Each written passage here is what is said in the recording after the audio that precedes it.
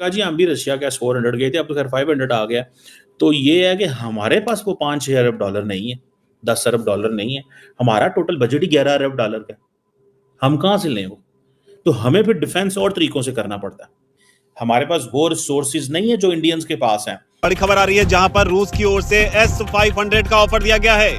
बड़ी खबर, भारत को S-500 का ऑफर दिया गया है। ये जानकारी RT इंडिया ने टास्क के देखिए, मूडी शुड हैव रिजाइन्ड ऑलरेडी। देखिए, उसने गलत हथियार लिया। उसने आर्म्ड फोर्सेस में एक रिवोल्ट था। उसने लोग, उनकी लीडरशिप ने कहा कि हम नहीं लड़ेंगे, अभी नहीं लड़ेंगे। क्यों? और उसके लीडरशिप में कॉन्फिडेंस नहीं था। मगर फिर भी, यानी अब इंडिया की फॉरेन पॉलिसी यही है कि इंडिया पर कोई भी दहशतगर्दी का हमला होगा तो इंडिया पाकिस्तान पर हमला कर देगा। कश्मीर का मसला अभी दरमियान में है और मसूद अजहर साहब के खानदान को खत्म कर दिया गया है। सारे मसूद अजहर खानदान को शहीद कर दिया गया है और लोगों को अंदाजा नहीं है। क्योंकि तो हमें जोकर्स पे फोकस करने की बजाय मेरा ख्याल है कि ऐसे लोगों को नजरअंदाज नहीं करना चाहिए, बल्कि उनकी सताइश करनी चाहिए। यानी ये नहीं कि सिर्फ हम जंग जीत गए और सीज फायर हो गया और भारत की दरखास्त पे हुआ, बल्कि IMF का प्रोग्राम भी हुआ। नया इंडिया है और इसमें हम किसी से डिक्टेशन नहीं लेते। हुआ क्या कि जो जेडी वैंस ने एक कॉल की और उस कॉल के बाद नरेंद्र मोदी साहब बैठ गए और अब जयशंकर को कहा कि इस मसले को हल करें। वो इंडिया के अंदर इस वक्त बहस है। ये जितनी बातें कर रहे हैं कि ये न्यू नॉर्मल है, हम दोबारा पाकिस्तान पे हमला करेंगे, जो आपने वो सोफिया कुरैशी की स्टेटमेंट सुनाई है वो क्या बताती है? मिसाल के तौर पर देखिए ना, अभी तक पहलगाम के जो परपेट्रेटर्स हैं जिन्होंने ये किया, वो अभी तक नहीं पकड़े गए, वो अभी तक गिरफ्तार नहीं हुए। और उनकी गिरफ्तारी के बगैर बिना भारत ने पाकिस्तान को मौरद इल्जाम ठहरा दिया। तो इस किस्म के जो बहुत से गेपिंग होल्स, गैप्स जो हैं हमें नजर आते हैं भारत की स्टोरी में, उसने हमें हेल्प किया। क्योंकि वो उन्होंने ये फैसला कर लिया कि हमने जनाब खिंच देना पाकिस्तान को हमने खिंच देना है, ठीक है जी, और पाकिस्तान को हमने उड़ा देना है। वो सीधा सीधा ये कह रहे हैं। माना गया है कि वो देख लिया, उनके एयरफोर्स खत्म हो गया था। India had no air force. Eastern part of India बिल्कुल खुला था, एनीबॉडी। पहले वो पंगा लेगा।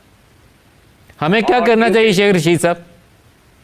हमें तो क्या करना चाहिए, तो उन्होंने ये फैसला कर लिया कि हमने जनाब खिंच देना पाकिस्तान को हमने खिंच देना है, ठीक है जी, और पाकिस्तान को हमने उड़ा देना है। वो सीधा सीधा ये कह रहे हैं, ठीक है जी। अब लेट्स सी किस तरह ये चीज़ें इन्होंने चलानी है और किस तरह इन्होंने हमारे साथ क्या करना है कि इसी तरह लड़ना है जिस तरह वो तैयार है। अगर लड़ना है तो पाए ना अपने S-400 ले लो, सीधी सी बात है। आपको भी ये बैटरियां चाहिए, जो मैं आपको बात बताने लगा था। तो एक आई मेट समवन, उन्होंने कहा जी हम भी रशिया के 400 गए थे, अब तो खैर 500 आ गया। तो ये है कि हमारे पास वो 5-6 अरब डॉलर नहीं है, 10 अरब डॉलर नहीं है। हमारा टोटल बजट ही 11 अरब डॉलर का है। हम कहाँ से लें वो? तो हमें फिर डिफेंस और तरीकों से करना पड़ता है, ठीक है। हमारा जो स्टाइल है, वी डोंट हैव रिसोर्सेज, याद रखें हमारे पास वो रिसोर्सेज नहीं है जो इंडियंस के पास हैं। इसके बावजूद पाकिस्तान ने हमला करने में कामयाब हुआ, ठीक है। और दूसरी ये है कि इन केस अगर पाकिस्तान बड़े मिसाइल मारता तो फिर तो S-400 काम नहीं करता, क्योंकि उसकी रेंज और थी, वो उसने फिट कहीं और जाना था। अगर हम साउथ में मारते हैं या आप उधर नॉर्थ में, ईस्ट में मारते हैं या और जगहों में मारते हैं, खैर तो ये चीज़ें जो है ना वो दैट इज़ देयर। सो पाकिस्तान को S-400 लेना पड़ेगा। अगर नहीं लेता तो भाईजान वो उनको ये आपके ऊपर स्ट्रेटेजिक एज रहेगा, बल्कि S-500 लें। अब हम कहाँ से लें? फिर सवाल ये पैदा ना, 11 अरब डॉलर का डिफेंस बजट कहाँ, 80 अरब डॉलर का डिफेंस बजट, ज़मीन आसमान का। 600 अरब डॉलर के फॉरेन एक्सचेंज रिजर्व पड़े हैं, 650 अरब डॉलर। हमारे पास ये थोड़े से पैसे रिजर्व होते हैं, हम तो IMF के पास भाग के जाते हैं। लेकिन at least we establish deterrence, that is one thing. India को इस चीज़ का पता है। Why would India have come on table अगर पाकिस्तान मिसाइल ना मारता तो इंडिया कभी भी टेबल, वो तो आपको रोज मारते। मैं कहता हूं अगर आपके पास ये मिसाइल ना होते और इंडिया ने रोज हमें मारना करना था, रोज डेली भेजना था हमें, ये तो अभी 4-5 साल बाद है ना, उन्होंने वैसे ही चला देना थी। आपको याद नहीं है कि किसी दिन मिसाइल चला दिया था, उन्होंने कहा जी वो आया इधर चीचा वतनी आ गया था। उस वक्त ही पाकिस्तान ने बड़ी बेवकूफ़ी की थी। दरअसल पाकिस्तान का ये है कि पाकिस्तान क्राइसिस मोड में रहता है। So the more we are in crisis mode, हम चीज़ों को थे कि ये जो सीज फायर है ये सीज फायर बिल उसी लिए माना गया है कि वो देख लिया, उनके एयरफोर्स खत्म हो गया था।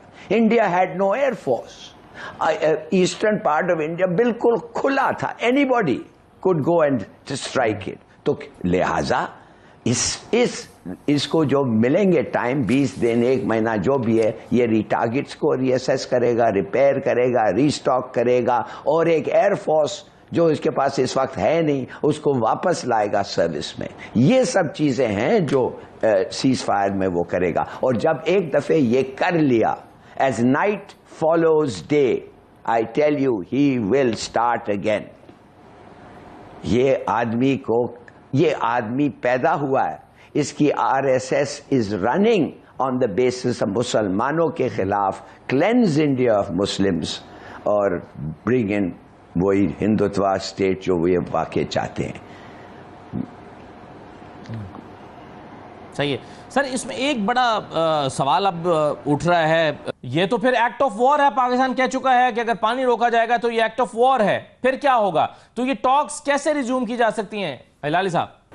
देखिए असद साहब, सीधी सादी बात यह है कि मोदी बात नहीं कर सकता 3 चीजों पे, कश्मीर पे और इंडस वाटर्स ट्रीटी पे। ये तो बात सवाल ही नहीं है कि कर सकता है। खुद इसने बहुत बड़ा स्टेप लिया है, इसने सस्पेंड किया एक चीज जो कर नहीं सकता, लिखा हुआ नहीं है in the law of treaties, बल्कि ये एक ट्रीटी को यूनिलैटरली रिजेक्ट किया है, रद्द किया है लॉ ऑफ ट्रीटीज को। अब आप सोचिए ये क्या बातें करेगा जी? ये आएगा कैसे? टेबल पे बैठने के साथ हम उसके साथ बैठेंगे और हम कहेंगे तुमने ये क्या किया है? वो कहता है मुझे अच्छा नहीं लगता है लिहाजा मैंने ये किया है। तो you rip up a treaty because you don't like it. हमारे ये कोई तरीका है? सब सीज फायर तो हो गई है, आपने कहा कि सीज फायर तो हो गई है, लेकिन जंग अभी टली नहीं। इंडस वाटर ट्रीटी वो अभी दरमियान में है, पानी का मसला दरमियान में है, सबसे बड़ी जंग तो अभी वहां खड़ी है। कश्मीर का मसला अभी दरमियान में है और मसूद अजहर साहब के खानदान को खत्म कर दिया गया है। सारे मसूद अजहर खानदान को शहीद कर दिया गया है और लोगों को अंदाजा नहीं है, क्योंकि जब JF-17 बन रहे थे तो 2 दफा मैं देखने गया सरकारी तौर पर, और JF-10 तो बाद में आया। और जब JF-17 बन रहे थे तो हमारे साइंसदानों ने उसमें इतनी इम्प्रूवमेंट की, क्योंकि हम इधर उधर की टेक्नोलॉजी लाने में और इधर उधर से चीजें जोड़ने तोड़ने में और मिलाने में काफी माहिर हैं। और हमने JF-17 को मॉडर्न किया, हम एयर टू एयर उसको अब ऑयल भी दे सकते हैं। पाकिस्तानी JF-17 जो है वो फिजा में जो है वो अपना पेट्रोल जो है वो शिफ्ट कर सकता है दूसरे जहाज में, जबकि दूसरे के पास किसी के पास ये सलाहियत नहीं है। और मैं आपको दावे से कह सकता हूं, मैं नंबर नहीं बताना चाहता, कि इंडिया के 5 से ज्यादा जहाज गिरे हैं और कल परसों तक वो सारे लोग जो 1, 2, 3 जितने भी हैं। खुशी इस बात की है कि इस दफे हमने कोऑर्डिनेटेड तरीके से जहां मिलिटरीली हमने कामयाबियां हासिल की, वहां सफारती सतह पे भी हमें कुछ कामयाबी मिली। उसमें आप ये भी कह सकते हैं कि भारत की भी कुछ नाकामियां हैं। मिसाल के तौर पर देखिए ना, अभी तक पहलगाम के जो परपेट्रेटर्स हैं जिन्होंने ये किया वो अभी तक नहीं पकड़े गए, वो अभी तक गिरफ्तार नहीं हुए, और उनकी गिरफ्तारी के बगैर बिना भारत ने पाकिस्तान को मौरद इल्जाम ठहरा दिया। तो इस किस्म के जो बहुत से गेपिंग होल्स, गैप्स जो हैं हमें नजर आते हैं भारत की स्टोरी में, उसने हमें हेल्प किया। क्योंकि कुछ शवायद जब हमने मांगे, हमने कहा कि जी कुछ हमारे साथ नहीं करते, दुनिया के साथ पेश कर लीजिए, तो उसने हमारे जो हाथ हैं वो मजबूत किए। और दूसरी जानिब यही चीज़ भारत के लिए नेगेटिव साबित हुई। तो मेरे ख्याल में अब अगला स्टेप तो यही हमारे लिए होना चाहिए, जहां हमने अब इन मामलात को, गो के मैं जानता हूं, जब थर्ड पार्टी ने मीडिएट करवाया तो फौरन कहना शुरू कर दिया ये तो हमें फोन आया था। ओ भाई मुझे ये बताओ, पहले फोन डोनाल्ड ट्रंप ने ट्वीट की, रूबियो ने ट्वीट की, डार्ट साहब ने की, 5 मिनट के अंदर दुनिया के 3 मुल्कों ने स्टेटमेंट जारी कर दी। क्या ये अमेरिका के कहने के बगैर हो गई? अमेरिका ने बहुत मुस्बत रोल अदा किया। बेसिकली एम्बैरेसमेंट है जामी साहब, और उस एम्बैरेसमेंट से बचने के लिए सारी बातें कर रहे हैं कि ये न्यू नॉर्मल है और ये हम इस तरह करेंगे, दोबारा करेंगे। मैं समझता हूं कि पाकिस्तान को इस डिबेट को टर्न करना होगा, और डिबेट जो है ना, ये हमें थोड़ी ऑफेंसिव डिबेट शुरू करनी होगी। उसके ऊपर भी बात करेंगे कि ये जो इंडिया ने न्यू नॉर्मल की बात कर रहे हैं ना, कि उनको ये था कि उरी में हमने छोटा सा हमला किया, बालाकोट में उससे बड़ा हमला किया, अभी पहलगाम के बाद एक और हमला किया। मैं समझता हूं इनका ये जो न्यू नॉर्मल है, इसको पाकिस्तान को एक ऑफेंसिव अंदाज से पेश करना होगा दुनिया के सामने। देखिए, दुनिया ने कश्मीर इशू को फिर एक